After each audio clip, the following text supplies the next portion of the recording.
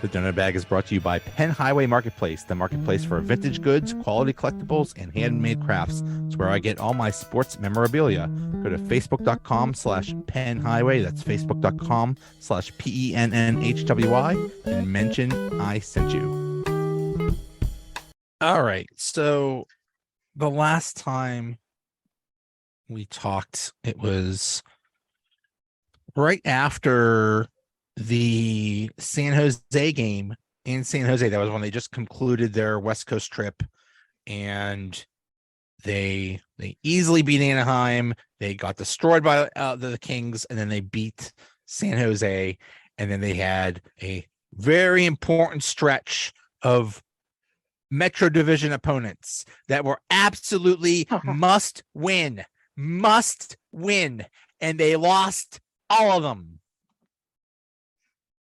And they almost all of them, except for the New Jersey game, it was the same thing. Playing well for like 20, 40 minutes, and then the last period, giving up leads, playing like crap. At least there's some consistency there. Angie, what's going on? What's happening with these people? You know, I have to say, after every game, I am astonished at how much I think the Penguins still believe everything's going to be okay. And I wonder if it strikes me that I feel like that's what might be going on. I feel like they play those 20, 40 minutes and the letdowns occur because this is just a team that is used to things working out one way or another.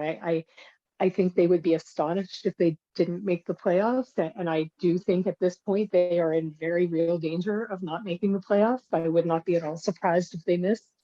And I just feel, I mean, what really is going on, if we want to look at it technically, is the bottom six is terrible. The top six can only carry you for so long. And they need a lot of help in a lot of areas that I'm not sure is necessarily fixable this season. So between the top six and goaltending, I think they have a lot to address. I'm sorry, I think I said the top six, the bottom six and goaltending. The top six is just fine. Yeah. Jen hates all of it. What just Love overall? You, Angie, but overall, what the heck? Let's just start overall. What the heck's going on here? It's you know what, I agree with Angie to the effect that that they might be in like plausible denial, and they think that it's gonna pull off, everything's gonna work out for us, and they're definitely at a big risk of that not happening. So denial is huge, and I keep going back to that insanity quote that the definition of insanity is doing the same thing over and over again and expecting different results. Sullivan, talking to you. With regards to the top six being good and the bottom six being bad, I don't really agree. I think we are basically a one-line team. We have one line that performs every night, and sometimes it's been the third and fourth line in other games, and I can go back to them. It's not consistent, but neither are the top two lines. Like if you look at overall, sometimes we have a two-line night, but majority it's just that one line dominating. And that's the problem for me that could be fixed this year, is if we mix up the lineup a bit and put a really strong player on each line, like Sydney on one, Gino on two, and maybe Rust. Rust was my pick for a while on line three, and mix up the players a little bit, because you can't really find success when you're top heavy or bottom heavy. You have to move players around, and this is something I've been crying out all season, saying it needs to be done with enough time to play around. But at this point, it's not really enough time, even though I think it still should be looked at, because think back to our 2015, 16, and 17 teams. We had 4 solid lines, and I know that within this group, I've seen it in flashes from different lines and players. If Sullivan played around with the players, with the lineup, we would see better results, because you're getting fresh opinions together, fresh take on chemistry, things that might not be working. And I think this running the same the same top six and kind of leaving the bottom six out to dry. It's a bad tactic. It hasn't worked for us, and I really, really desperately want to see some play there. Like, what else do we have to lose? We're not winning. So like, have some fun, mix it up, make it fresh. I want to see fresh out there. Yeah, that's my take. I think it's still possible, basically. I really do think there's still hope in that regard if there was changes made, but going through the same thing every night, I mean, I turned off one game. I forget which one it was. I couldn't watch it anymore. I was like, I'm over this. That was yeah. The game Saturday against the Devils is when I lost it. I just gave up. That was the one too, me. Yeah, I just could not. I was like, I can't do this. And I was like, I've officially given up. And now I have hope. But at the time, I just lost it. There's just so many things with this team. Let's start back in Friday. They were in Long Island. Extremely important game against the Islanders. They lose 5-4. I lost all my notes. I lost all my notes, so I'm flying blind here. But this was the game where the Smith was wow. They've had a different goalie every game these past 3 games. That's weird. The Smith was a starter, and he mostly did not play well. Somebody scored off of his stomach. There was a goal where Crosby scored by digging the puck between Sorokin's legs. So it was a really weird game, but this was also a game where at one point they were leading 3-1 and 4-2 and gave up 2 goals in the third period. This has happened 9 times, by the way, 9 times that they've given up a lead in the third period. When leading after 2 periods is the 9th time. This is ridiculous. One thing that I've seen said is, for some reason, when they have a lead, they decide to try to get that next goal instead of preserving the lead that they have. And this is something that is kind of new to this team. They didn't do it this horribly in previous seasons, and for some reason they've decided to change it up and be horrible defensively and try to go all offense for that next goal, and it's not working. But what is going on? Nothing's working? It's the lineup. It's too stale, and there's no chemistry. When you put out these players on the team, I think the most connected we've seen this team was last night. Was it last night? When they got fired up. Yeah, we'll cover that obviously after. But what I'm seeing with this team is, like, we talk about this game, and we had 18 errors in that first period alone. And I didn't find we were that bad. I found that we fell apart after Lee's first goal. And that for Casey, like, he did he even try on Nelson's second goal? Like, I think he was looking somewhere else. I was really perturbed by Casey. Is that the wraparound goal? No, it was Nielsen second. Nelson, whatever his name is. Just call me Don Cherry from now on, okay? Because I'm butchering names this year. I think the only good thing that came out of that game is we did outshoot them. But if we're not getting quality shots on, we had 19 missed shots. If we're not getting quality shots on, what's the point of shooting? Maintain that puck till you set yourself up better. This team has no connection. They're not connected. And I mean, you look at Sidney and Jake right now. They're not the Sidney and Jake we're used to or we know. You know what I mean? You take Raquel off Gino's line, and that line was perfect. Zucker, Gino, and Raquel was perfect. It's just so complicated. I'm going to go back to the same thing on this lineup.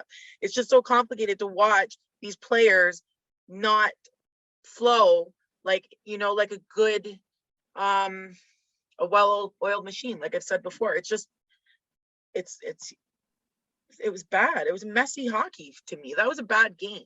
The first, however long until Lee scored his first goal, it was good. But then I find they fall apart. They have no longevity.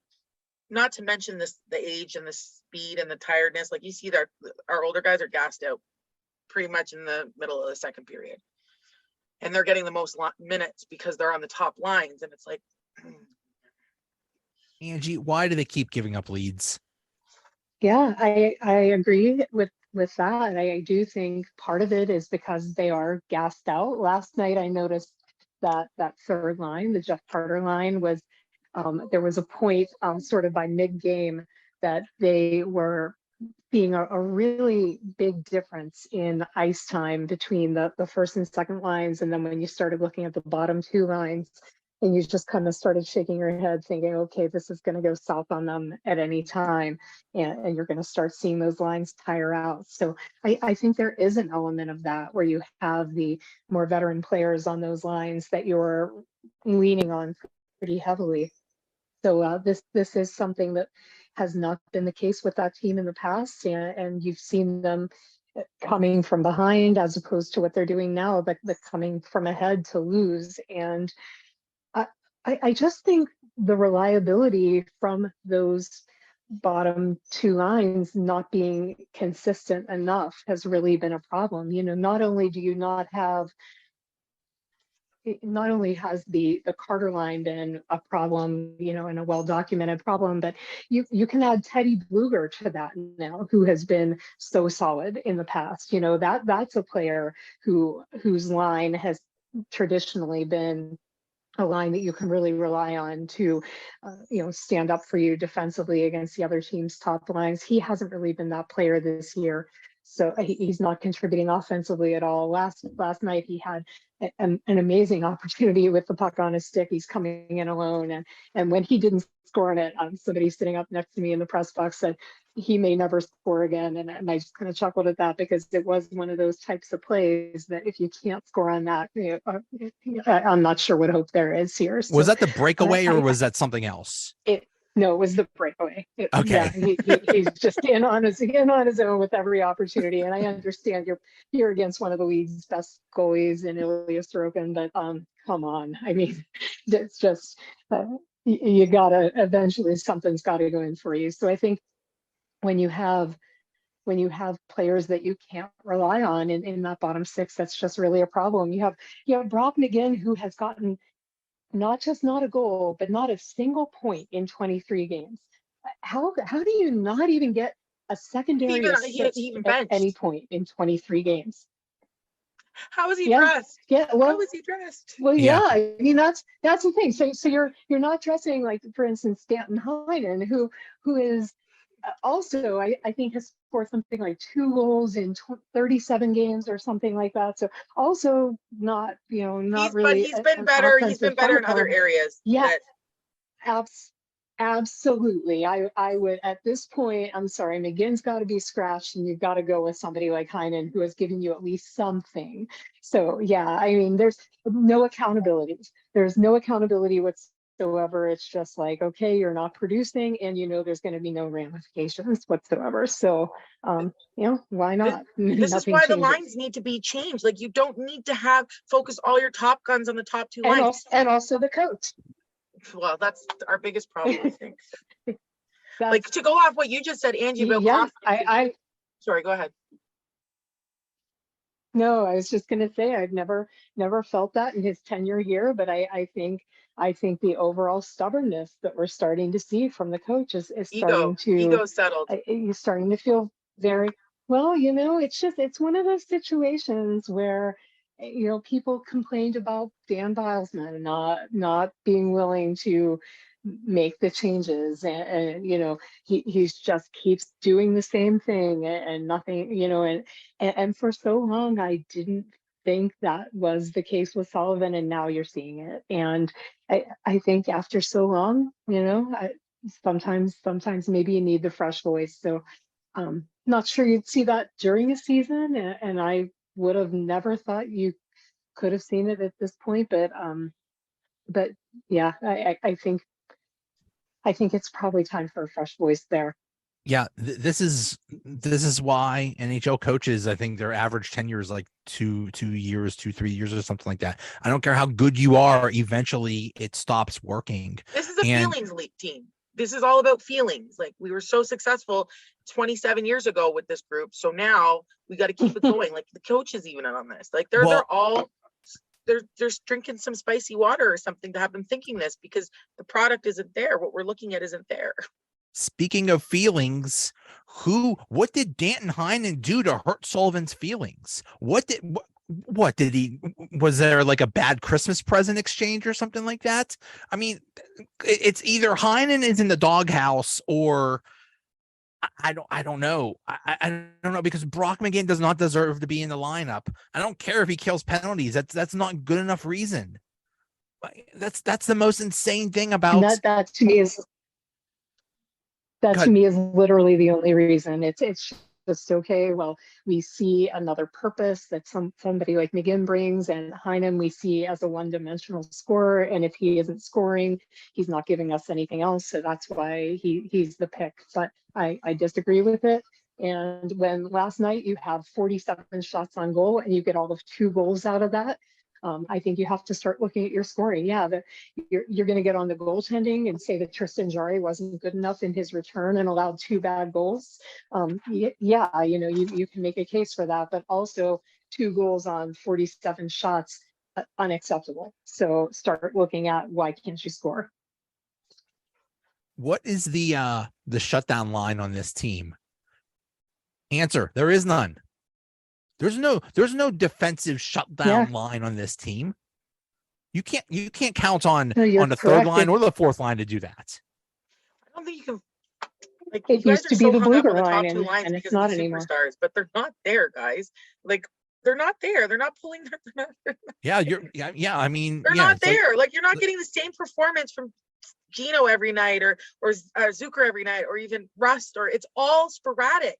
And everybody just doesn't want to talk about the top 2 lines. I'm here to talk about the top 2 lines. And they're not doing as much as they could, like as well as they could be, or they have been. And they're the ones that I see that are gassed out. And I'm watching Sidney cherry picking harder than he's ever in his career. He's getting all worked up, running into the refs, doing like, there's something so off with this whole dynamic here, whether it's something in the locker room. It's not Pittsburgh Penguin hockey. Now, I came in late. I came in early 2015, but the team that I recognize is from a different planet in comparison to this. And I'm looking at most of the same players. It's like something's lost here. And I'm not going to stay heavy on the third and fourth line, because there's been some nights the third and fourth lines have carried us. And we had big nights. And those were the nights actually Heinen was in. I miss him, by the way. And he was my favorite player for other reasons, but for his, lack of mistakes, and he could have been worked on in his defensive play, but I don't know what Sullivan's doing over there in Cranberry these days. But it's all of them. It's all of them. I'm sorry, we brought back 2 big guns, and I mean, Tang is one of our messiest players. He plays with the most heart, but he's okay, one comes in with an overtime win goal, and you can't talk bad about him for 2 weeks. But when you look at every single night, which I do, I break it down into who has what errors, how many points each player had, what mistakes they made, whatever, so on and so forth. I'm looking at 1 player, maybe 2 each night that show up.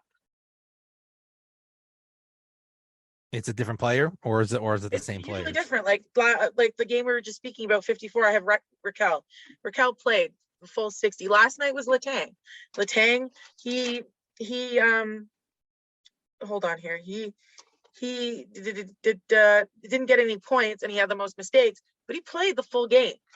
Like, it's just not the same. It's not a group effort. There's no chemistry. There's no connection. And I'm so sick of seeing the same 4 lines being run when you're focusing on making just 2 good, rather than, distributing that and having a well-oiled machine. Look at Carolina Hurricanes, for example. They've got a solid operation. What are they doing with right that we're doing wrong? Look at that kind of thing. I'm putting the onus on every single buddy. This isn't just on Sullivan. This team has no confidence in themselves or in each other. It's there. It's just there. Sorry, I'm sorry for my rant, guys. No, that's fine. That's fine. We need to get this all out. This is basically what we do every week, is complain, because it's the same situation the entire season. But a couple days ago, I think it was after the New Jersey game, or maybe the Friday one. Sullivan was asked, what's going on. I think it was less like what's going on with the third line or what's going on with Carter or something like that. And he was a little snappy and said, he said, well, you ask the same thing all the time, and he was like, sometimes they're good and sometimes they're bad. Like, yeah, we ask the same thing all the time because you haven't made any changes about it. There's a relationship there or something between Carter and maybe Hextall, and Carter's kind of like, don't talk, and Sullivan's kind of sick of it because he doesn't want him there. That's the energy I picked up on that. I think, Hextall's doing a favor to Carter, and I mean, even Carter's production's dropped, his face-offs have gone down, and it's like, but I don't know. I think that's why Sullivan got upset with that. I think this one might be a little out of his hands, his control. You think he's being told, hey, you have to play Carter? I'm thinking so, because I'm looking at it and I read people, right? So I did see that interview when his response, and the Sullivan I know is usually a really nice person. And I was like, whoa, okay, something's off here. So you look into it, and yeah, maybe this is out of his hands. Maybe this is someone else saying, this is what I want. This is what's going to be. And looking at what Hextall's been up to. Well, there's literally nothing you can do with Jeff Carter. He's untradeable. He has no movement costs. He can't be sent down. Also, no movement costs. He just, if he retires, the cap hit still counts. There's nothing. You made a bad deal to bring him back at this length, and this year he hit the wall, and it's unfortunate, and there is virtually nothing you can do about it. So honestly, perhaps I bench him. I'd be like, you sit down there for a while. I don't even care who I'm playing. You're sitting there. That was what somebody just proposed that. Something you could do. Yeah. Just like Kapanen, go down. Whoever, go sit down for a while. I mean, that is theoretically something you could do. The only thing. The suggestion someone made was bench him until the playoffs. Maybe then he could get plenty of rest. Yeah, I mean, that was the risk you took with someone that's that old. When he came on, it's been 2 years now. When he came on, it worked out great, and he scored, and it was great. And then he's gotten comfortable, and a lot of players get comfortable in their I think it's just age. Think they're not threatened. I think it's just age. I think either because he got that new contract, he said, I don't have to work anymore, or it's just old age, and he just went off a cliff. About these players like they're in their 90s, like they're mid-30s here. It's so funny. It's so, like, yeah. They're well trained in exercise. No, I think it's a comfortability thing with Carter. He knows he's kind of untouchable, and I'm forced to like this guy. Jen, how were missed shots and turnovers in the Friday game? We had 34 total errors, 19 missed shots, and 15 turnovers. 15 turnovers is a little too high. I like to keep that around 0 to none. 0 to none. You see what I did there? 0 to none. That's a good range. Five is controllable. One of the turnovers Pettersson had led to a goal against us, which was disgusting, and I hate seeing that happen. But yeah, our big front runners. I mean, O'Connor had 1 turnover and 4 missed shots, no points. So he was a bust that night for sure. And then you've got Raquel had 2 goals and 2 turnovers and 2 missed shots. So it kind of cancels them out when you get goals, not assists so much. And then we have Rust with no points and 4 errors, and Gino and Kapanen with no points and 3 errors each. So it's like, it was a bad performance, like all around, looking at this for me. Yeah. It's just heartbreaking. It's heartbreaking when it was an absolute must-win game and you have a 2-goal lead going into the third period and you give that up. That's just amazing. So then we go on to Saturday at home. Was that at home? Yeah. Yep. Saturday at home against New Jersey. And was it close? I don't think so. No, it wasn't. That's the game we both gave up on. Yeah, we gave up. I know there was one where there was I was there and did not have that opportunity. I'd be like, peace, guys. I'm out. Go find some media snacks and go schmooze with some people. I would not, yeah, my Angie, eyeballs can't take this. what's the snack situation in the press box? Do There's they only been feed one you? in Toronto, so I can't speak to Pittsburgh's.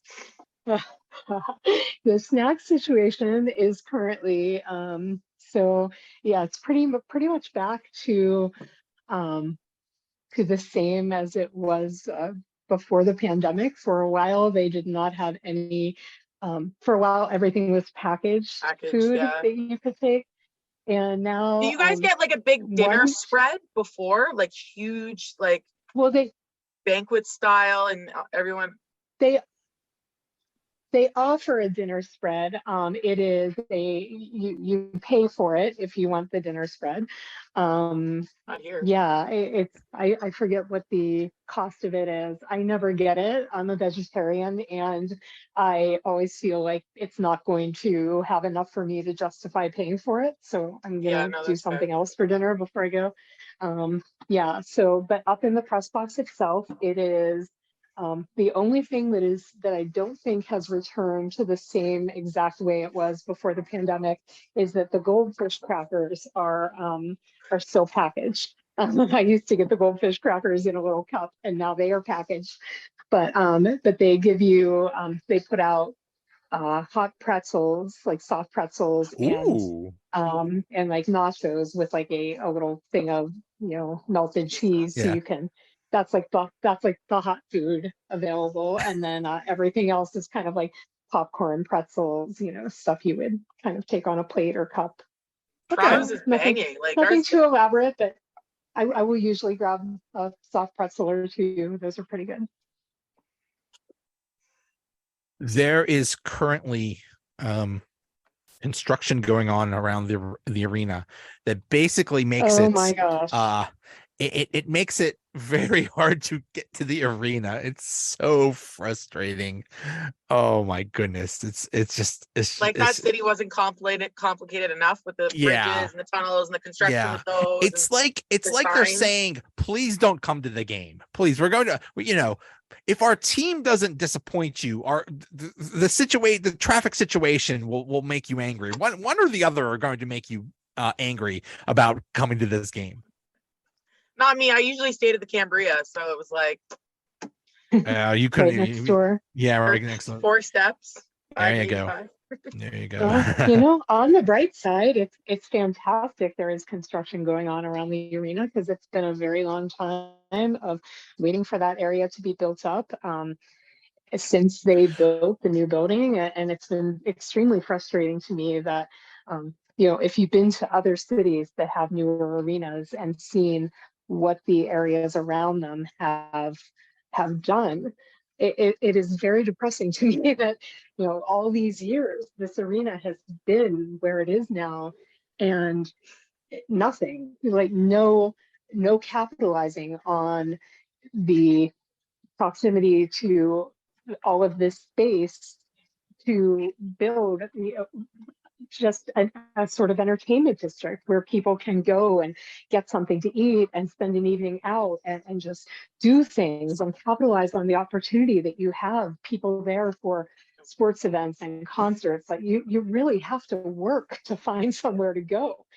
So I find that extremely frustrating, and I'm really happy things are happening, but yeah, the current construction situation is a nightmare. What are they building anyway? I don't even know. I heard something about a concert thing, and yeah, there's definitely a concert venue being built over there, and there's there's a complex going with it. I assume there is going to be restaurants and entertainment and the types of things that go along with with a development like that. So right. I haven't seen all of the details, but yeah, I'm assuming it's finally happening, and they're building a proper entertainment. It's only taken what, 50 years. It's over 10 years. It is. Yeah. It's crazy. Yeah, yeah. Right now, especially for some reason, they closed the whatever that was. It used to be a TGI Fridays, like on that, like on what is that, Fifth Avenue Center, like below when Oh, yeah, yeah, they closed that. I don't know you're what the right. heck's going on there. It's on Uh, Fifth. Mhm. there's literally nothing. There's that Back to the Future, whatever, and then there's Pizza Milano, which is awesome. Mhm. But yeah, there's almost nothing.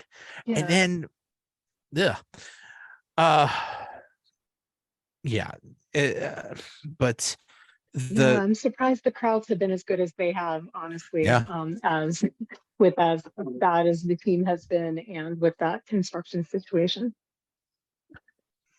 there was a play in the um Devils game where the Penguins were on a power play and the Devils intercepted it, and Malkin was on the point, and the guy he passes it to Sharon Govich, who's on a breakaway, and Malkin makes no attempt to try to stop him. He's basically like, well, goalie, you're on your own. Sorry, Tarkovsky.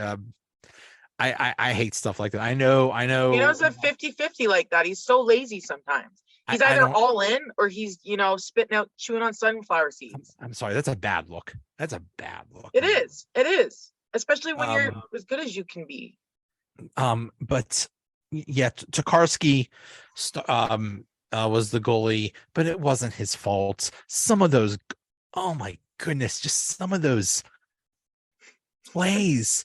I swear it's like the Devils were on a scrimmage and they were just passing the puck around, and it was just unbelievable. What is going on with this defense? I'm talking about not just the defensemen, but this whole team defensively. They're just awful almost all the time. Yeah, well, would I mean, there's no fun. There's, like I said, there's no connection in this team. So it's kind of like it's more work now. And who wants to work harder than they have to? I mean, nobody, but they should want to. This play is lacking any form of inspiration or motivation. They're not motivated for anything. It's just like showing up. I've seen beer league teams play more entertaining hockey. I don't know. I mean, I did notice we made a switch on the lineup. Sullivan switched McGinn and O'Connor, which did nothing. Literally nothing. He ended up switching them back for last night's game. But this team would have no life. There's no life in it. And after the Gino's opening goal, Mercer ties it, and then it was just downhill from there. And my only notes is both forward and deep pairings need to change. I did not watch the third. I was too angry to watch.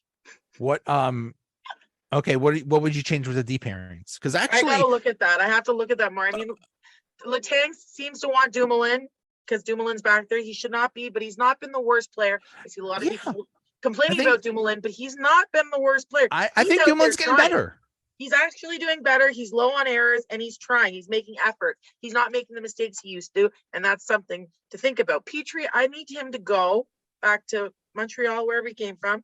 Love you. Thanks for coming by, but I'm not liking him. He's errors, and not much. He's currently available at the. Yeah. Petrie's currently available at the trade deadline, so he may go, but I'm not sure who's going to pick up that contract. I know who's going to want him. I'll believe it when I see it. What a disaster! Another Ruedel. Why is Ruedel playing? Like he's not. I don't know. I mean, I think he's been an all right addition, but I think he is a luxury you really can't afford to have when you have so many other glaring problems. Ruedel is the Casey DeSmith of defensemen. You want him to play every once in a while, not every single game. And this is just, I mean, Ron Hextall is. I don't really want Casey DeSmith to play at all, and that's a whole that's a problem. Okay. Like I think I like Casey. For me, if you don't do something, he's not good enough. He's not good enough to be your number one goaltender. And in my opinion, come playoffs, you need to have somebody who is capable of stepping in as a number one goaltender if and when Tristan Jarry inevitably goes down or can't handle the workload. Because I have not changed my feeling on Tristan Jarry in terms of his talent. But I am not at all convinced that he can make it through the playoffs But he's still playing hurt. with his. He is still playing hurt, and last night you saw he took that shot to it. I think it was his throat protector. He was asked about it after the game. He tried to shake it off. Didn't really seem to want to talk about it very much. But to me, you could see a definite point at that point in the game where he was shaken up. He took a while to shake that off, and from that point forward, the game sort of went south for him. He And basically cost him the game. We're on, yeah. Well, yeah, we'll talk. Well, yeah, that was the last night's game, but yeah. Yeah, no, sorry about Also that. to mention that skipping in ahead. the Islanders but I game, think we as let up far a as shorthanded goal. when I'm sorry, I'm not used to three people. That's okay. Okay, well, yeah, I mean, there's not much to say about the Devils game, but what were missed shots and turnovers in the Devils game? 16 turnovers, 11 missed shots, 27 errors, and honestly, I mean, it was just a forgettable game. It was just like Patterson and Petrie both with 5 errors each. How's that for a deep pairing? Yeah, no. And everyone else, that Gensel, he had no points and he had 3 missed shots. He was the third person, but the other 2, Gino and Letang, had 4 errors, but they also both had goals and an assist. But yeah, no. I don't like this hate Casey's getting. He's not a starting goaltender, no, but he's kept us in games, and it's the team in front of him. Yeah, it's really I don't disagree with that. He can only take so much. He's not mentally there to be able to deal with the pressure of playing all the time. And I think Sullivan messed up not taking advantage of Tokarski more. Well, Jarry was out, but Casey has kept us in many, many games. He has, and you're right. The defense is just the team defensively just sucks, and almost any goalie cannot do well in this situation. But the entire goalie situation is a giant mess, and Jarry is not. I just reliable. I think DeSmith is miscast. Yes. Yeah, that's it, because I think when he's you a have good backup. Number one goalie. Well, I think Jarry is a number one goalie in the NHL, if he is healthy and if he is on his game. And those are a lot of ifs. And so if either of those is not the case when the playoffs come, if the playoffs come, and you need someone to be able to step in and be a number one goalie, I think what you essentially need at this point in what the Penguins are dealing with is you need 1A and 1B. You can't have the clear, here's our starter and here's our backup. And, not trying to pile on Casey DeSmith in any way. I'm trying to, sort of make a case for him being miscast in a role of a 1B, which I just don't think he is. I don't think that's the goaltender he is. He's a 2. Think he's clearly a 2, and that is who he is as a goalie. He's a backup, and if you feel comfortable going into the playoffs and saying that's your guy, if and when that happens to Tristan Jarry, and saying I will put another year of Crosby and Malkin and Letang on that, as and feel comfortable with it, then you definitely are viewing it differently than I am, because I do not feel comfortable with that. And I feel like I need to see a 1B. And if Ron Hextall does anything at the deadline that does not involve trying to get that 1B, and there are some that are going to be available by all indications, I feel like don't bother doing anything. Right. Because that goaltending position is everything, and it has what has cost them in the last several playoff series directly. So do something about that position, or do nothing, because it doesn't matter. It's something that should have been addressed in last offseason. I can't believe they brought back the same tandem. I can't believe they brought back that tandem. It's just like you said, that Jarry, for either being ineffective or hurt, has cost them the last couple playoff series.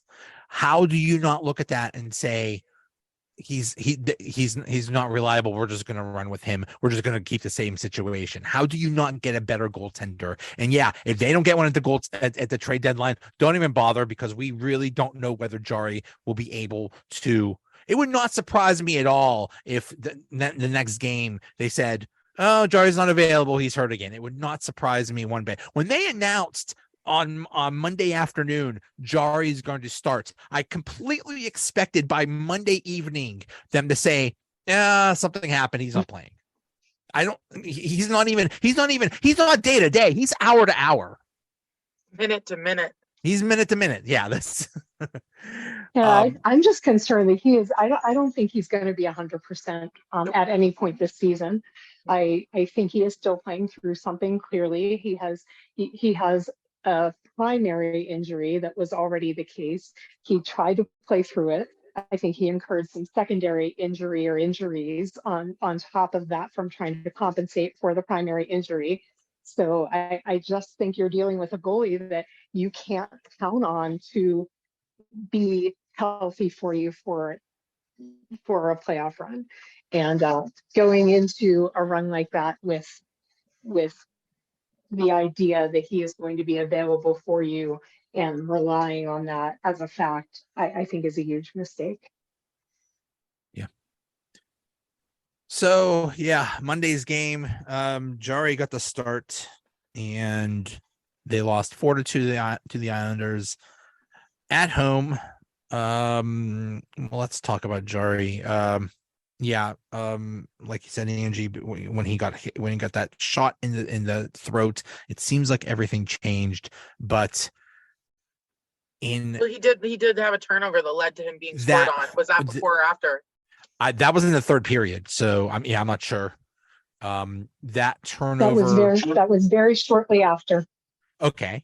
That was very reminiscent of when he had that breakdown a couple years ago in the playoffs, I believe, against the Islanders, where he just basically was giving the puck to the other team and then asking them to, I remember that. Yeah. He was like, what was that? He did nothing. He almost did everything, but put it in a nice package with a bow and said, "Here, please score on us." I saw that from him last night. Yeah. The whole game. He's not ready mentally as well as physically. Why he's being pushed back into it. And because it's causing more problems. Like, you can't look at how long it took Letang to find his wheels again after his neck surgery. He wasn't the same player. Like, he's finally in the last season and this season really coming back out to that, Chris Letang pre-injuries.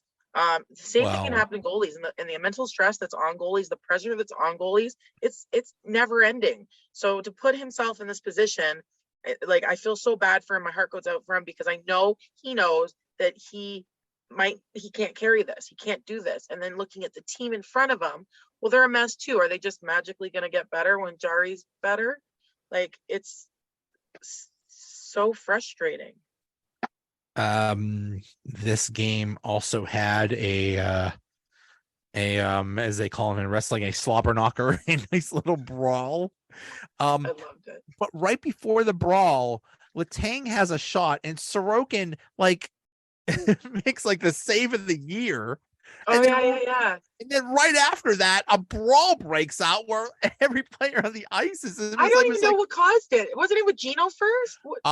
I think what caused it was a little bit before that. I don't know who it was, but somebody basically tackled Crosby. No, it was somebody tackled Crosby. They were going at Crosby. Yeah, no penalty called. Good, let him get it. No penalty called. Yeah, they and that's what I think that's what started it. And then but he wasn't even on the ice. He was long gone. So okay, well, Zucker, man, I love him. It was so much. I would have been so happy at that game. I would have been just like, where do I look first? Where do I go?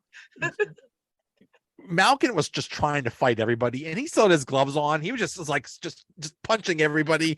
But Zucker was ready to take on a guy approximately 3 times his height and weight. It was like David versus Goliath. It was wild. All 10 players ended up with penalty minutes. It was it was something. But hey, at least they showed some fire. At least That's what I was saying. Like, I love this. I'm like, this is great. This is what we need to see. Get fired up. Well, that fizzled out not even like 3 minutes later. The next period, it was just like, it's the same thing. They have a lead, and then it just goes to hell. It just I don't know. It's the mentality. It's everything. but it's good to see that fire. Yes. Yeah, I loved seeing them stick up for each other. To Jen's point about them not seeming like they had the connectivity as a team this year. I thought that was one of the first times I've really seen it and seen them looking like they cared for each other. So yeah, that was great to see. And then the shame of it is you have Jason Zucker, who I thought was one of their best players at that point in the game. You lose him to the 10-minute misconduct, and it's just unfortunately you end up paying a price for it as well. So frustrating. Yeah. That's a thing. You just took one of your best players off the ice. And the Islanders, that's okay, because sometimes long. players get pumped up and they feed off that energy. So it's okay. Yeah, hung up on that. I'm fine. I'm fine with them fighting, but that was just didn't ruin the game. Jarry's inability to perform to his ability was a problem. It's you hope it's just rust. You hope that physically and mentally that was just one game, and he just comes back. Jarry, they need to work with his mental confidence, as well as what, players lie all the time. They say, yeah, I'm not hurt, and they go play, and I watch them and I see them and they're hurt. Like, I pay attention. I can tell when an athlete's favoring something or how they're skating a different, like, I pay attention to these things for some reason, and I can tell. And when I watch Jarry take the ice, I'm like, yeah, something is not right here.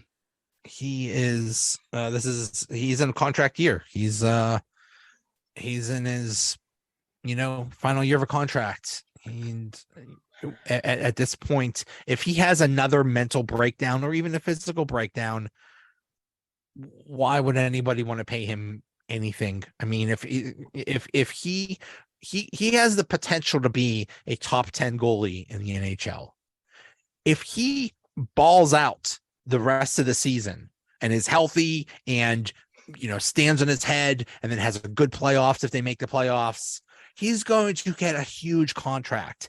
But if he's hurt all the time, or if he's just giving games away, who wants somebody like that? You're talking about between millions of dollars that he could be thrown away if he stinks yet again. Injury brings on fear. It's frustrating to me. Go ahead. Yeah. No, yeah, I think you're right. And I think it's frustrating to me I feel bad for him as a player. I do agree that he has potential to have that high of a ceiling as an NHL goalie. And I think, unfortunately, for both him and the Penguins, I don't think we're going to have an opportunity to see that this season. I don't think he's going to be fully well by the end of the season. I think he is still going to be working to get over whatever he's working to get over. And reports were that the primary injury was a hip injury, which is all kinds of mobility problems for a goaltender. That is a huge concern. I don't know how you recover from that, trying to play through a season. And it concerns me that, at this point, he can play to his top of his potential for the remainder of the season, or if they get into the playoffs. And honestly, regardless of what they do at the deadline, I don't see this team making a long run, because I just don't think they can fix that much to go up against some of the powerhouse teams in the East.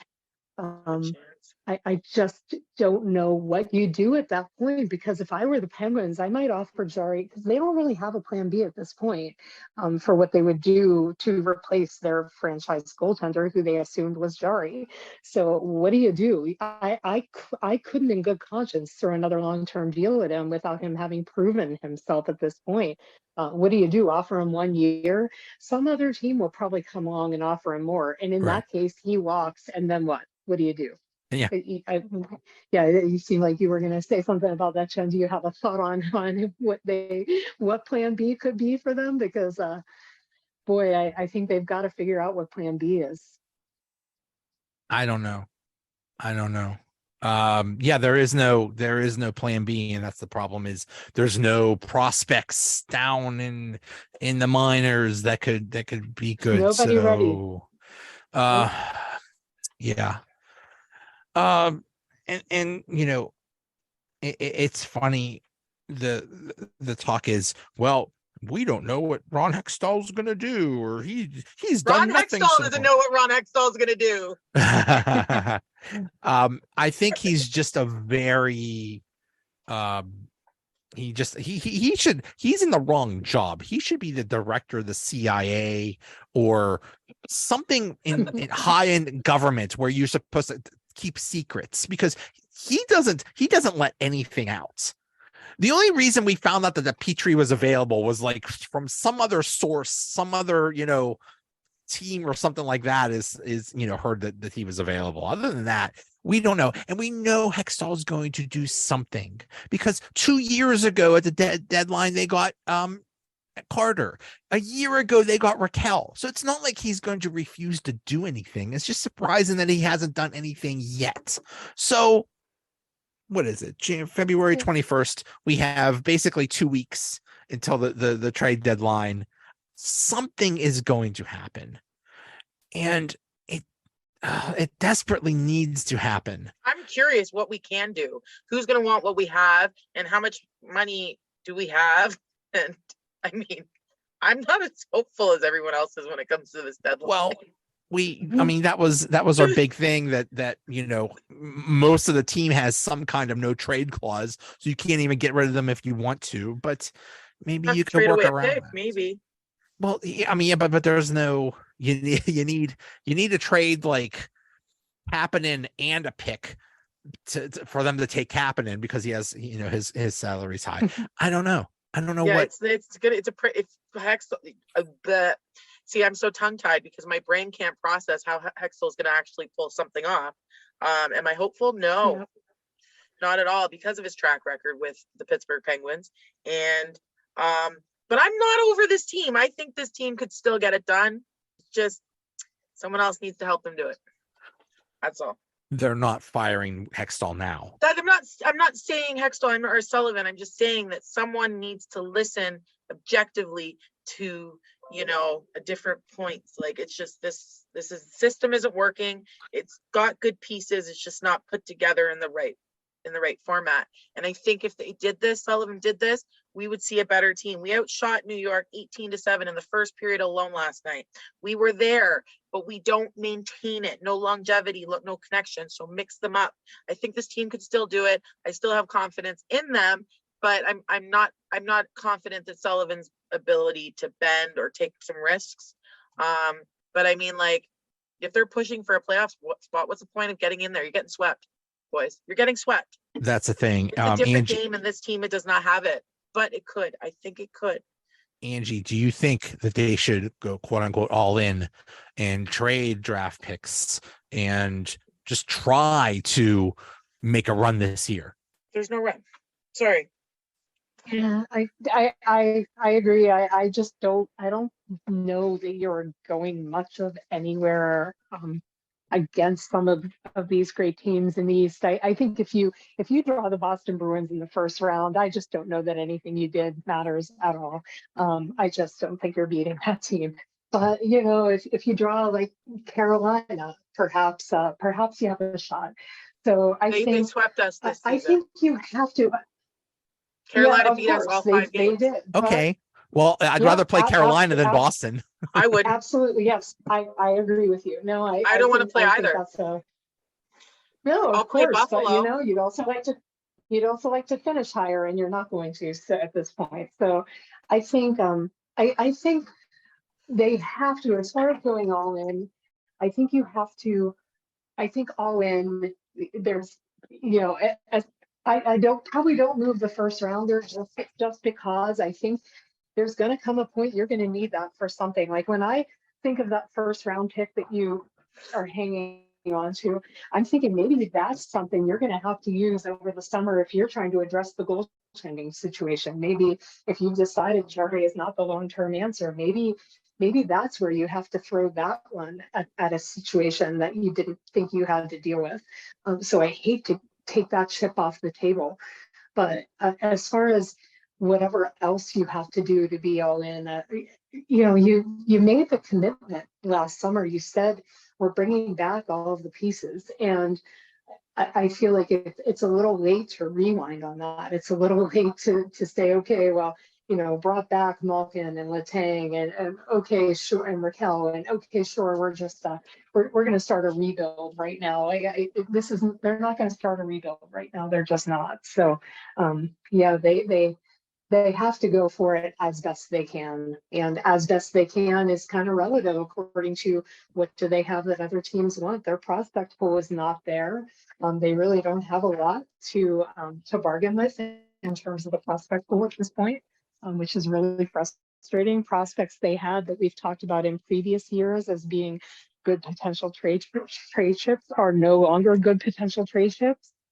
So really not sure what you do from there, but Ron Hextall's not in a great situation all the way around. Yeah, he is very limited. So we'll see what he does. Jen, what were missed shots and turnovers in We the were actually lowest on this night. We had 10 turnovers, 15 missed shots, and 25 errors. Letang had 0 points with 4 errors, which I don't like seeing, as I said before. And Gino was second place with 3 errors, no points. You know, those top lines, D pairings, you know, I'm being smug right now. I'm sorry. Just ignore me. I'm just not a fan of any of them right now, to be fair. Wow. And then our third, the guys that had 2 errors each, they all had points. Sydney, Raquel, Petrie, and Zucker, sorry. I'll get it together.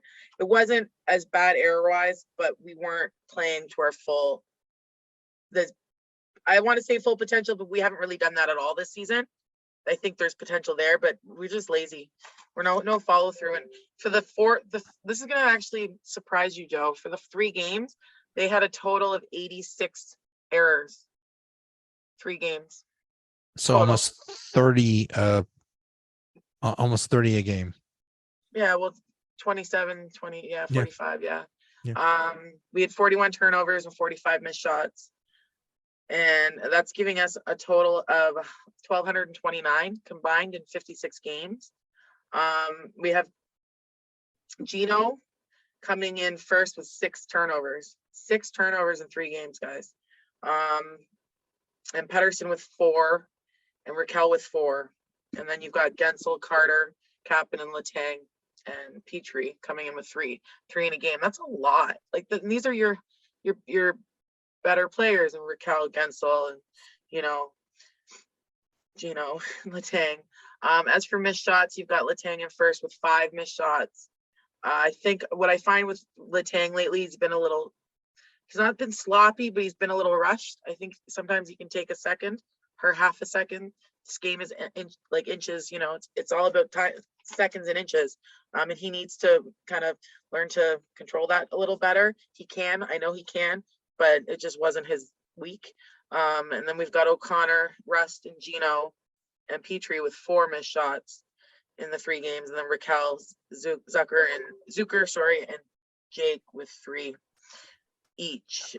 And these are all our big boys, right? We're the ones getting paid the most, that are getting those top minutes and that aren't earning it. So if you're not getting points and you're making errors, I don't want to see them getting as much airtime, ice time. This is a problem. We protect these players, we cater to them, and they don't feel that they need to push more than they're worth. If this was my team, these players, I'd be getting the best out of all these players.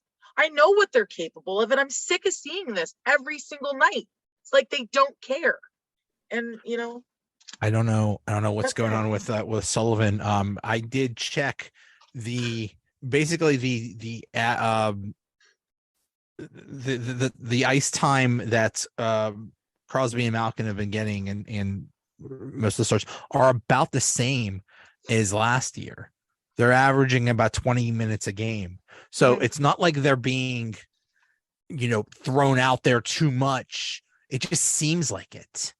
It just seems like they're carrying the weight because the third line and the fourth line isn't doing diddly squats. And I have hope. I have hope. I have hope that Jarry is going to turn it around and he's going to be a number one goalie. And I have hope that Hextall is going to do something, because I can't believe that they look at this team and say it's good enough. They haven't won a division game since December 20th. Yeah. It's almost been 2 months since they've won a Metro Division And that's game. arguably probably one of the best divisions in the league. Whew. This is also the latest that they've been out of a playoff spot since Crosby's rookie year.